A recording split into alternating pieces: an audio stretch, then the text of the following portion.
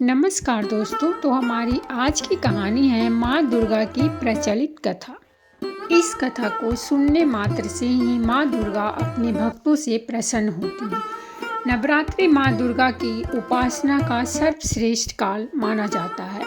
इन 9 दिनों में माँ दुर्गा की अनेक रूपों में पूजा होती है, जिनकी सभी की अलग अलग कथा है। आज मैं आपको माँ दुर्गा के शाकंभरी व शताक्षी नामकरण की कथा के बारे में बताने जा रही हूँ, जिसका उल्लेख पुराण में किया गया है। मान्यता है कि इस कथा के सुनने से ही देवी माँ प्रसन्न होकर साधक के कष्टों को दूर कर देती हैं। देवी भागवत पुराण में व्यास ऋषि द्वारा राजा जन्मेजय को माँ भागवती की कथा सुनने का प्रसंग है, जिसमें व्यास जी कहते हैं कि प्राचीन समय में हिरण्याक्ष वंश के राजा रुरु का पुत्र दुर्गम नामक राक्षस था, जिसने ब्रह्मदेव की तपस्या कर उनसे वरदान में वेद प्राप्त कर लिए। इससे सृष्टि में हवन पूजन सहित सारी क्रियाएं बंद हो गई। हवन का भाग नहीं मिलने पर देवताओं की शक्ति कम हो गई और अन्न जल औषधि सभी का सूखा पड़ गया।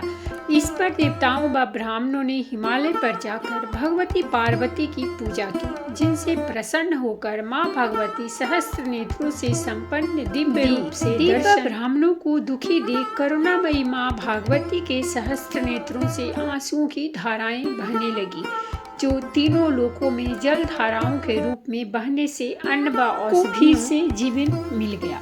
माँ भागवती के सहस्त्र आँखों से जल बहने की वजह से ही देवताओं व ब्राह्मणों ने माँ की स्तुति कर उनका एक नाम शताक्षी रख दिया। इसी प्रसंग में व्यास जी आगे कहते हैं कि स्तुति से प्रसन्न माँ भागवती ने ब्राह्मण और देवताओं की पीड़ा सुनी। इसके बाद भागवती शिवा ने उन्हें अपने हाथ से खाने के लिए साग सब्जी तथा अलग अलग तरह के अन्न तथा पशुओं के लिए तीर्ण व चारा भी दिया। व्यास जी कहते हैं कि उसी दिन से माँ भागवती का एक नाम शाकंभरी हुआ। इसके बाद माँ भागवती ने दुर्गम राक्षस से युद्ध कर उसे किया और वेदों को वापस देवताओं को लौटा दिया। तो दोस्तों, ये थी हमारी आज की कहानी। अगर कहानी पसंद आई हो तो वीडियो को लाइक और शेयर जरूर करें। Thank you.